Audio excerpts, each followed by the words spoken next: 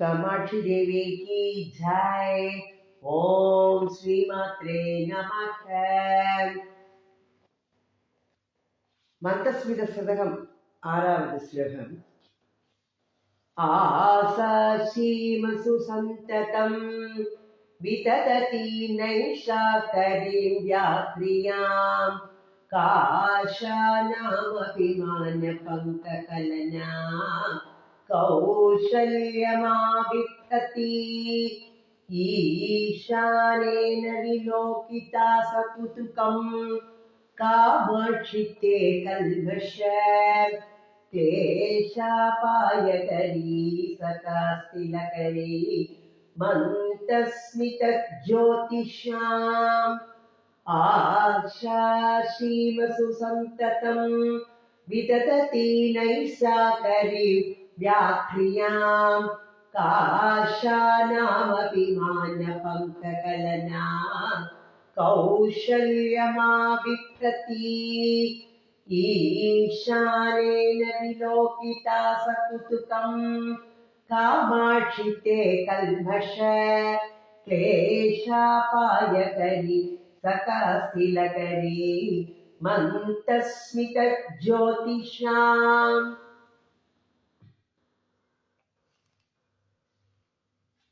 காமாட்சி கூப்பிடுற. காமாட்சி அம்மா, உன்னுடைய இளநகை ஆசா சீமசு சந்ததம் விதததி நைஷாகரீம் யாக்ரியாம் அப்படின்னு சொல்லிருக்க.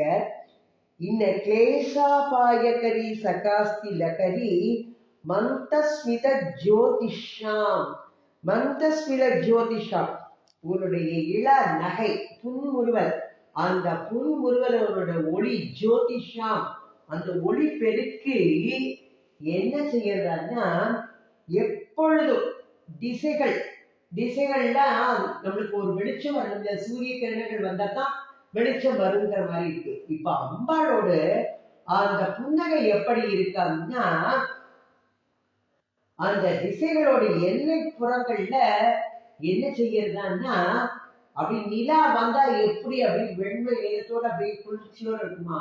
ஏன்னா அம்பாளோட புன்னகை குளிர்ந்து இருக்கும். புன்னகை அப்படி வெண் முத்துக்கள் வெண் நகையை அப்படி பிரகாசிக்க செய்கிறதுனால சந்திரனோட குளிர்ச்சிக்கு சொல்ற. அதனாலதான் திசைகளின் எல்லை புறங்களில் நிலவின் செயலை செய்வது. நிலவு எப்படி தன்னுடைய பால் வண்ண கிரணங்களை அப்படியே அமுதை பொழியும் நிலவே அப்படிங்கிற மாதிரி அந்த அமுதத்தை பொழியிற நிலவோட செயல் செய்யதான் அம்பாளோட புன்னகை. அடுத்தது நாணல் பூ. அது நாணல் பூ பார்த்துக்கேடா தெரியல. நாணல்னா தலை வளையும் இல்லையா, அப்படி பெண்மையோட இதுக்கு இலக்கணத்துக்கு சொல்லலாம். நாணல் மாறி தலை சாயதுங்க. அந்த நாணலோட பூக்கள் எப்படி இருக்கும்னா வெண்மை நிறமாக இருக்கும். அப்போ அந்த நாணல் பூக்களோட கர்ப்பம் நான் தான் ரொம்ப வெண்மை நிறம் அப்படின்னு நினைச்சிட்டு இருக்கோம். அப்ப அந்த நாணல் பூக்களோட கர்ப்பத்தை எல்லாம் ஒடுங்க செய்வதில மிகுந்த திறமை பெற்றிருக்கா அம்பாளோட அந்த இள நகையானது. அடுத்தது என்ன, ஈசானேன விலோகிதா ச குதுகம் அப்படின்னு சொல்ற. என்னன்னா பரமசிவனால குதுகம் எது சந்தோஷத்தோட ஆவலோட பார்க்கப்பட்டதும். அடுத்தது கல்மஷ கிளேஷாபாயகரி சகாஸ்திலகரி. அப்புறம் இந்த பாவம் செய்வதனால தானே நமக்கு எல்லா கஷ்டங்களும். மக்கள் நன்மையே செய்து இருந்தா கஷ்டமே வராது. ஆனா நம்ம எல்லாம் கலந்து செய்யறோம். நம்மள அறியாமலே பாவங்கள் செஞ்சிடறோம், கஷ்டங்களை அனுபவிக்கிறோம். அப்போ அந்த பாவத்தோட விளைவு கஷ்டங்கள், அந்த கஷ்டங்களை எல்லாம் போக்குவதாக இருக்கின்றது உன்னுடைய புன்னகை. அப்பேற்பட்ட திறமை வாய்ந்ததாக இருக்கின்றதுன்னா அந்த துன்பங்களை எல்லாம் அழிக்கக்கூடிய திறமையோடு விளங்குகின்றது அப்படின்னு சொல்ற. அம்மா, உன்னுடைய புன்னகையோட பிரகாசம் திசைகளோட எல்லை புறத்துல நிலவோடு செயலை எல்லாம் செய்கின்றது.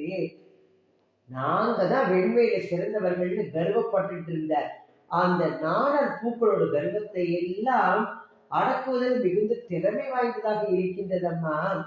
பரமசிவனால் மிகவும் ஆவலோடு சந்தோஷத்தோடு பார்க்கப்பட்டதுமான உன்னுடைய அந்த இளநகை பாவங்களால ஏற்படக்கூடிய அந்த கஷ்டங்கள், அந்த துன்பங்களை எல்லாம் போக்குவதாக இருக்கின்றது அப்படின்னு சொல்ற.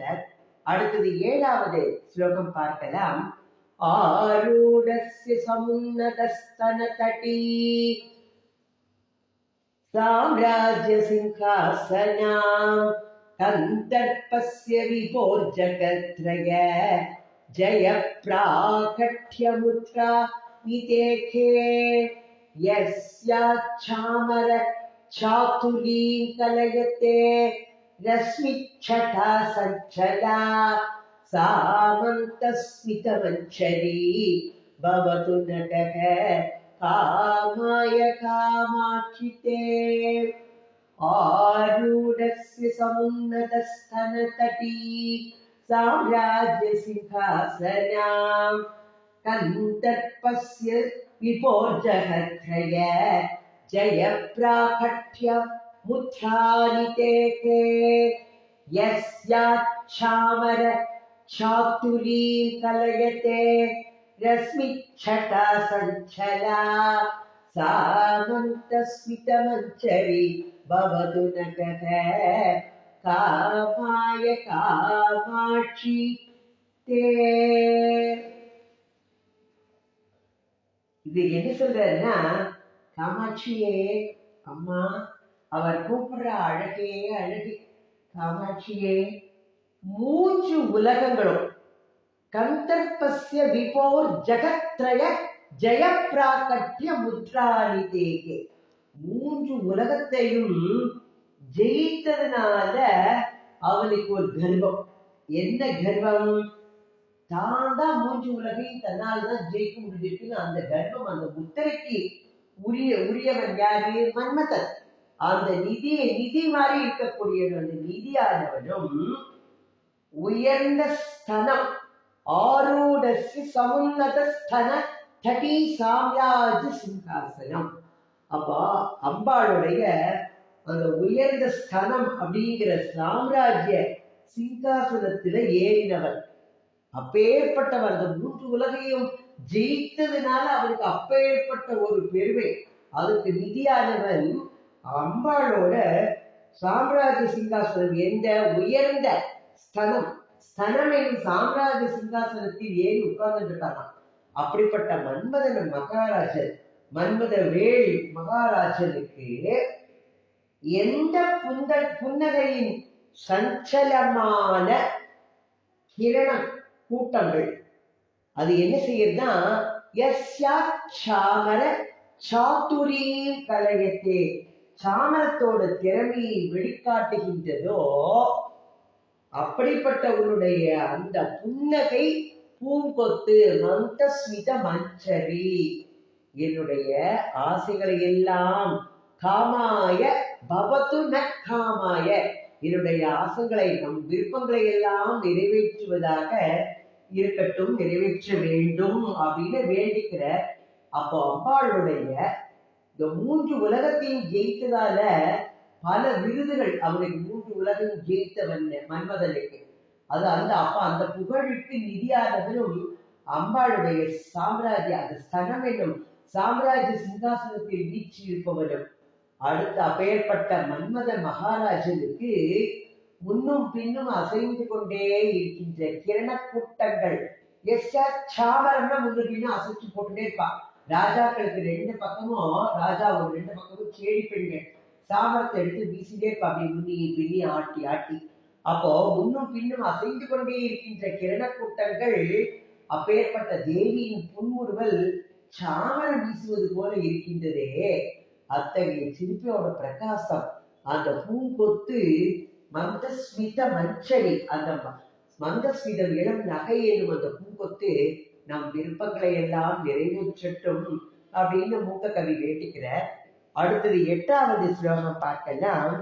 சம்போர்யா பரிரம்ப சம்பிரமவிதோ நைர்மல்ய சீமானிதிகி கைர்வாணீவதரங்கிணி கிருதமிருதோஸ்யந்தாம் கலிந்தாத்மஜாம் கல்வாஷீ குருதே கலங்க சுஷமாம் கண்டஸ்தரி சும்பினி காமாட்சியா ஸ்மிதகந்தரி பவது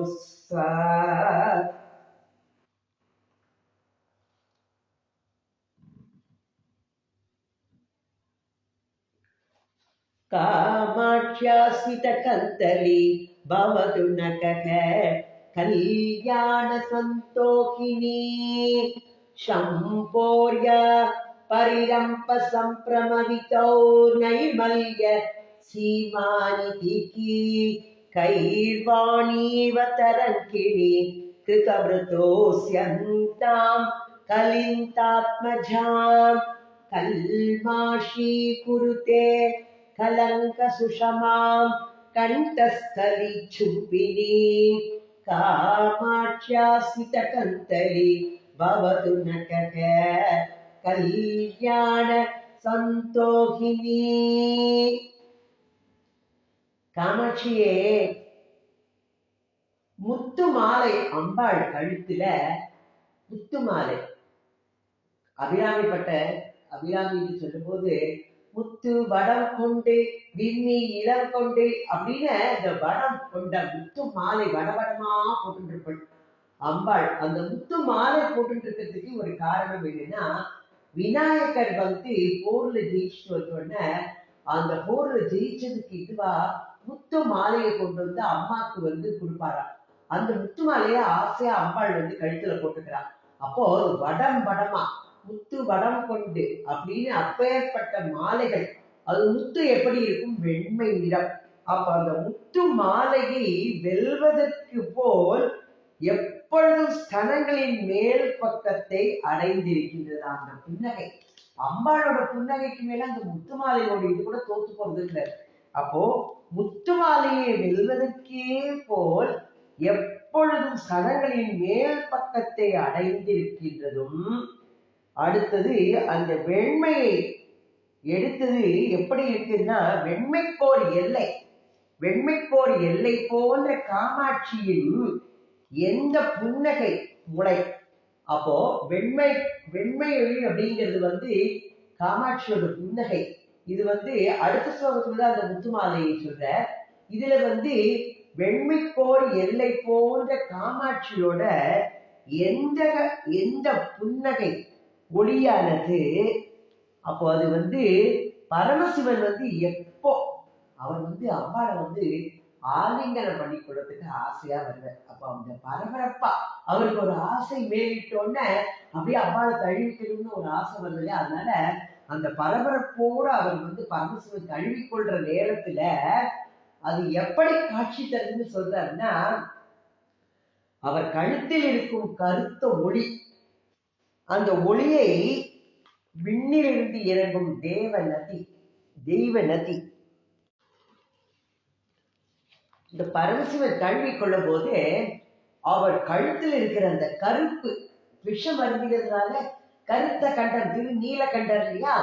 அப்ப அந்த கருத்த ஒளி அது எப்படி இருக்குன்னு சொல்றாருன்னா, விண்ணிலிருந்து இறங்கி வரும் அந்த தேவ நதி, கங்கா நதி, அது வெண்மையா இருக்கும். அந்த விண்ணிலிருந்து இறங்கி வரும் அந்த நதியானது மெதுவாக அப்படியே இறங்கி அந்த பெருகி வருகின்ற தரங்கிணி கிருத்தமிருது செந்தாம் கலிந்தாத்மஜா, காளிந்தனோடு பெண் காளிந்தி யமுனா நதி. அந்த யமுனா நதியோட கலக்கிறதா. யமுனை எப்படி இருக்குன்னா காளிந்தி பெயருக்கு தவறி கரு நிறம். அந்த கருமை நிறத்தோட அந்த வெண்மை நிறம் கலந்தது போல பல நிறமுடையதாக மாறுகின்றது. அப்பேற்பட்டதாக உன்னுடைய புன்னகையும் அந்த கருமை பரமசிவன் கழுத்தில் இருந்த அந்த கருமையின் ஒளியும் சேர்ந்து பலவித வர்ண ஜாலங்களை உண்டாக்கியதுதான். அப்பேற்பட்ட அந்த புன்னகை ஒளி எங்களுக்கு எல்லாம் மங்களங்களை கல்யாணங்களை கொடுப்பதாக இருக்கட்டும் அப்படின்னு மூககவி வேண்டிக்கிறார்.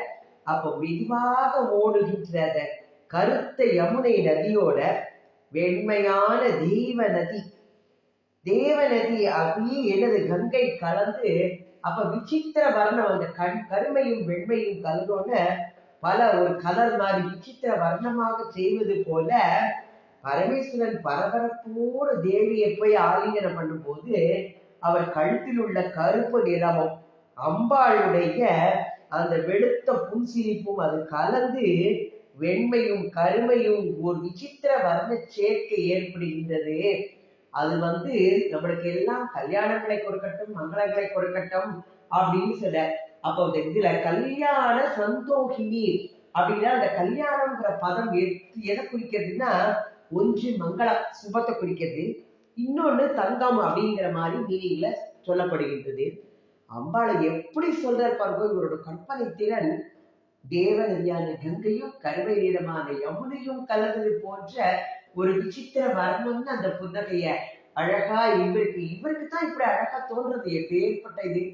ஆதிசங்கர பகவத் பார்த்தாள் சௌந்தரிய லகரியில புன்னகையை பத்தி எம்பிட்டோ சொல்லியிருக்கார். மந்தஸ்மித இதை பத்தி ஒவ்வொருத்தரும் ஒவ்வொரு விதமா வர்ணனைகள் தோற்றுவிக்கிறார். இவர் ஒரு 100 ஸ்லோகமே சொல்லிட்டார். மூக்க கவி அம்பாளோட புன்னகை காண்டி நாம அனுபவிச்சுட்டு இருக்கோம். பார்க்கலாம் இனி எத்தனை விதங்கள்ல அவர் அம்பாளோட புன்னகையை என்னெல்லாம் சொல்லி வர்ணிக்கிறார் நாம் அனுபவிக்கலாம். நாம இப்போ 9வது ஸ்லோகம் பார்க்கலாம். ஜேதும் ஹாரலதாமிவ ஸ்தனதடீ சஞ்சக்முஷி சந்ததம் கந்தும் நிர்மலதாமிவ த்ரிகுணிதாம் மக்னா கிருபா ஸ்ரோதசி லப்தும் விஸ்மயனீயதாமிவ கரம் ராகாகுலம் குர்வதி மஞ்சுஸ்தே ஸ்மிதமஞ்சரி பவபயம் மத்நாது காமாட்சி மே. ஜேதும் ஹாரலதாமிவ ஸ்தனதடீ சஞ்சக்முஷி சந்ததம் கந்தும் நிர்மலதாமிவ த்ரிகுணிதாம் மக்னா கிருபா ஸ்ரோதசி லப்தும் விஸ்மயனீயதாமிவ கரம் ராகாகுலம் குர்வதி மஞ்சுஸ்தே ஸ்மிதமஞ்சரி பவபயம் மத்நாது காமாட்சி மே. காமாட்சியே இதுலதான் சொல்ற அந்த முத்து மாலை அம்பாள் இடம் கொண்டு விம்மி விம்மி இளம் கொண்டு இழகி முத்து வடம் கொண்ட நாயகி அப்படிங்கிற. அப்போ அபிராமி அதுல அப்பேற்பட்ட முத்து வடங்களை மார்புல மாலையா அணிஞ்சிட்டு இருக்க அம்பாள் வடமாக. அதான் நான் சொன்னேன், விக்னேஸ்வரர் போர்ல ஜெயிச்சோடனே முத்து வடத்தை அம்மாவுக்காண்டி எடுத்துட்டு அம்மாவுக்கு கொடுத்தாரா அம்பாள். அதை வாங்கி சந்தோஷமா கழுத்துல ஹாரமா முத்து ஹாரத்தை அணிஞ்சிட்டா. அந்த முத்து மாலையை வெல்வதற்கே போல அம்பாளோட ஸ்தலங்களின் மேற்பக்கத்தை அப்படியே இந்த புன்னகையோட ஒளி அதை மங்கச் செய்யறதா. அம்பாளோட பிரகாசம் அப்படியே பார்வையில அப்படி புன்னகை படும்போது அந்த முத்து மாலை மங்கி தெரியுது அப்படிங்க. அப்போ அந்த மேல்பாகத்தை அடைந்ததும் வெண்மையை 2 மடங்காக ஏற்பதற்கே போல கருணை அருவியில் மூழ்கியது. அம்பாளோட புன்னகை எப்படி சொல்றாரு பாருப்போ.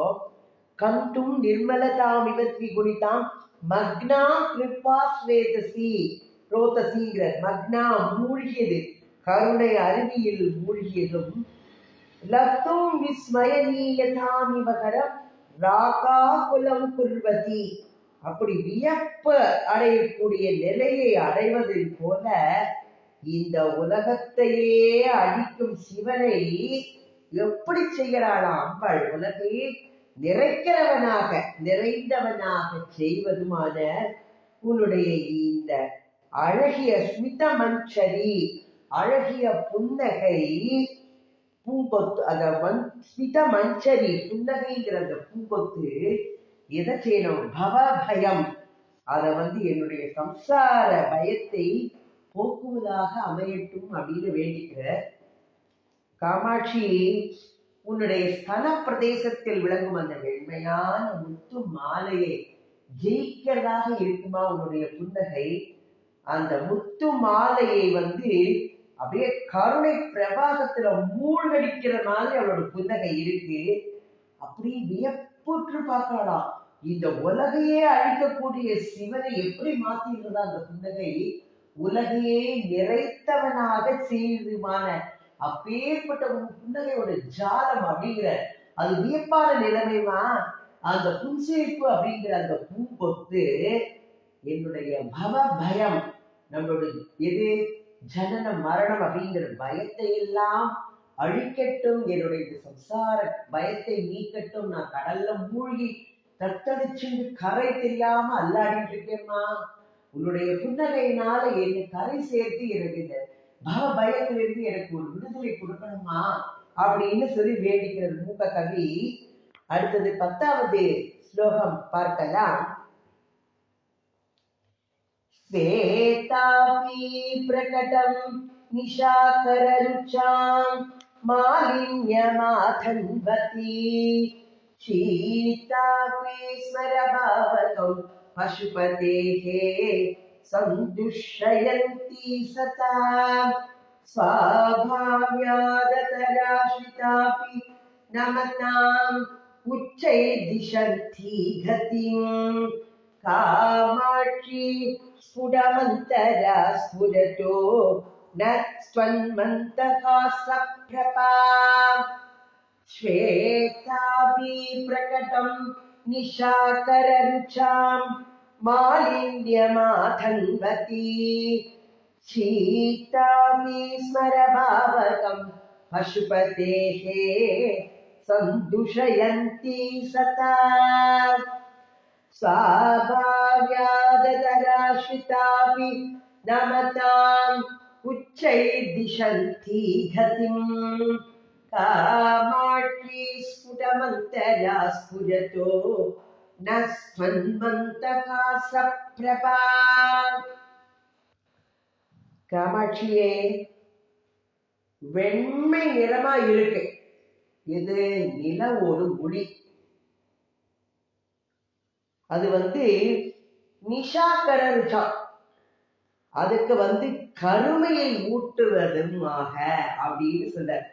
அதாவது அம்பாளோட புன்னகை ஸ்வேதாபி பிரகடம், எது நிஷாகரருச்சா மாலின்யமாதன்வதி அப்படிங்கிறது. அந்த நிலவு பிரகாசிக்கின்றது இல்லையா, அந்த வெண்மையா இருக்கக்கூடிய அந்த நிலவோட ஒளிகளுக்கு பிரகடம் நிஷாகரருச்சா அப்படிங்கிற வெளிப்படையாக ஒரு கருமையை உண்டாக்குறது. அதாவது அந்த வெண்மை ஒண்ணுமே இல்லை அம்பாளோட புன்னகைக்கு முன்னால. அப்ப அதற்கு ஒரு கருமையை ஊட்டுவதாக, அதாவது அபகீர்த்தியை ஏற்படுத்துவதாகவும். அடுத்தது சீதாபி ஸ்மரபாவகம் பசுபதேஹே. அடுத்தது குளிர்ச்சி. குளிர்ச்சியாக இருந்தால் கூட அம்பாளோட புன்னகை அப்படி குளிர்ச்சியானது. ஆனால் அது என்ன செய்யறதான்னா பசுபதிக்கு சந்துஷயந்தி சதா, அவருக்கு எப்பொழுதும் மதன அக்னியை, அம்பாளோட புன்னகையை பார்த்தோன்னா அவருக்கு அப்படியே ஆசை பெருகிடுமா பசுபதிக்கு. அதனாலதான் அது குளிர்ச்சியா இருக்கிற புன்னகை. ஆனாலும் அவருக்கு அது காம அக்னியை, மதன அக்னியை உண்டாக்குவதாகவும் அதை வளரச் செய்வதாகவும். ஸ்வாபாவ்யதராஸ்ரிதாபி நமதாம் உச்சைர்திஷந்தி கதி. எது இருக்கு, இது எப்படி இருக்குன்னா ஸ்வபாவத்திலேயே எதிர இருக்கா, கீழ இருக்கு. அதரம் அப்படின்னா கீழ் உதடுக்கு பெயர் தான் அதரம். அப்போ அதரம், அதரம்னா கீழான நிலைமை, கீழான. அப்போ அதரம் அப்ப கீழாக இருக்கு. ஏன்னா நீங்க புன்னகை புரியுங்க, மேல் உதடுல தெரியுமா, கீழ் உதடு விரியும் போதுதான் அந்த புன்னகையோட அழகு தெரியும். அப்போ அந்த கீழ் உதடத்தான் அதரம் சொல்ற. அப்போ இந்த அதரம் உண்மையிலேயே எனக்கு கீழான நிலையில இருந்தால் கூட அது என்ன செய்யதான் நமத்தான் உச்சைர்திஷந்தி கதி, தன்னை வணங்குகிறவருக்கு உயர்ந்த நிலையை அளிக்கின்றது. உச்சைர்திஷந்தி கதி, உயர்ந்த கதியை அளிக்கக்கூடியதுமான உன்னுடைய ஸ்புடமந்தரா ஸ்புரது ந ஸ்வன்மந்தகாச பிரபா, அந்த மந்தகாசத்தோட ஒளி என்னுடைய உள்ளத்தில். மந்தகாச பிரபா என்ன சொல்ற, ஸ்புடமந்தரா ஸ்புரதோ, அந்த மந்தகாசத்தோட ஒளி எங்களோட உள்ளத்துல அப்படியே அது பிரகாசிச்சு எதிரொலிக்கணுங்கிறது. அந்த மந்தகாசத்தோட ஒளினால எங்களோட உள்ளம் தெளிவோடு இருக்க வேண்டும் அப்படின்னு வேண்டிக்கிறது. அம்மாவோட மந்தகாசத்தை ஒளி கிடைச்சதுன்னு வச்சுக்கோம், நாம எங்க இடத்துல இருப்போம், பாக்குறதுக்குள்ள பாக்கியம் கிடைக்குமா தெரியல. நம்ம கற்பனை பண்ணிப்போம் மனசுக்குள்ள, அதையெல்லாம் நினைச்சு அம்பாளோட புன்னகை அதரங்கள் இவரை வர்ணிக்க வர்ணிக்க நம்ம அப்படியே அது மனசுல கொண்டு அனுபவிக்கணும். அப்போ என்ன சொல்ற, தாயே காமாட்சி, உன்னுடைய ஒளி வெண்மையுடைய சந்திரனுக்கு களங்கம் தருவதாக, சேதா அபி பிரகடம் நிஷாக்கர ருச்சாம் அப்படிங்கிற. அப்போ வெண்மையான இந்த சந்திரனுடைய கிரணங்களுக்கு எல்லாம் களங்கம் தருவதாகவும், அது சீதாபி ஸ்மரபாவகம், தான் இயற்கையில் குளிர்ச்சியா இருந்தால் கூட பசுபதேகே சந்துஷயந்தி சதா, பசுபதி அந்த பரமசிவனுக்கு அந்த மன்மத அக்னியை அந்த கொழுந்து விட்டு எரி செய்வதாக இருக்கின்றது. ஸ்வாபாவியத கதாசிதாபி ரவதாம் உச்சை திசந்தி கதி, ஸ்வபாவத்திலேயே அதரம் கீழ் உதடு, அப்படி கீழ் உதடை அது புன்னகை அது ஆசிரியத்தாலும் கூட தன்னை அண்டியவர்களை ஆசிரியத்தவர்களை மேலான கதிக்கு, உச்சை திசந்தி கதி, மேலான கதிக்கு எடுத்து செல்கின்றதுமா அவருடைய புன்னகை. அது என்னோட உள்ளத்தில என்னோட உள்ளத்தை தெளிவாக வைத்துக் கொள்ளட்டும், அது உள்ளத்தில் பிரகாசிக்கட்டும், நன்கு விளங்கட்டும் அப்படிங்கிற. அப்போ அந்த அதரம், இந்த கீழ் உதடு, தரம் கீழான மனிதன் அப்படின்னு கூட ஒரு பொருள் சொல்லலாம். தரத்துலதான் சொல்லுவாங்க, அவன் தரகட்டம் அப்படின்பா. அப்போ தரம்னா ரொம்ப கீழான நிலையில் இருக்கிறவன் அர்த்தம். அது கீழான நிலையில இருந்த அப்ப அது என்ன செய்யுதுன்னா, தாழ்ந்த மனிதனை எப்படி இருக்கு, அதை அந்த மந்தகாசம் தன்னை வந்திப்பவர்களுக்கு உயர்ந்த கதியை கொடுக்கின்றது அப்படிங்கிறது. அது கீழ்நிலையில இருந்தாலும் அந்த தாழ்ந்த நிலையில் இருக்கின்ற மனிதனை கூட, ஏன்னா அம்பாளை போய் சரணடைஞ்சாச்சுன்னா அவனுக்கு ஏது தாழ்வு கதி, நிச்சயமா உயர் கதி தான் அவனுக்கு, அவனை உயர்ந்த கதிக்கு எடுத்து செல்கின்றது அப்படின்னு சொல்ற. அப்படிப்பட்டதாக இருக்கின்றதம்மா உன் புன்னகை அப்படிங்கிற. நாமள அதை அனுபவிச்சுட்டு அம்மாவுக்கு ஒரு நமஸ்காரம் சொல்லுவோம். ஓம் ஸ்ரீ மாத்ரே நமக. ஓம் ஸ்ரீ ஆதிபராசக்தி மாதா கி ஜெய்.